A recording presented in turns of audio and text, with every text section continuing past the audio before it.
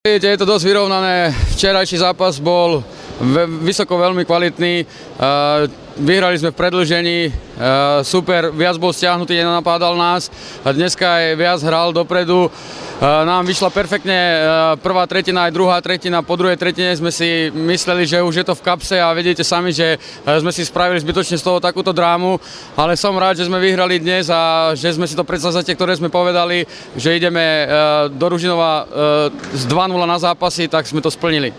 Tak samozrejme on otvorí hru ešte viac ako dneska, lebo keď chce predĺžiť túto sériu, musí vyhrať, musí útočiť dopredu. Tým pádom by sme my mohli využiť tú našu hru na tie naše rýchle krídla a samozrejme byť disciplinovaný v obrane a pravý čas udrieť a podariť sa niečo tam do tej brány, aby padlo. Prvú tretinu sme vôbec nezačali dobre. Neurobili sme vôbec to, čo sme si povedali v šatni. Nebojovali sme tak, ako sme si povedali. V podstate myslím, že vyhrali sme tú tretinu 2-1, ale ja som mal pocit, že sme si to nezaslúžili a sme si to povedali tak v šatni. Potom v druhej tretine tá bola skvelá z našej strany, boli sme efektívni, dali sme góly skoro zo všetkého. A tretiu tretinu by som zhodnotil tak, že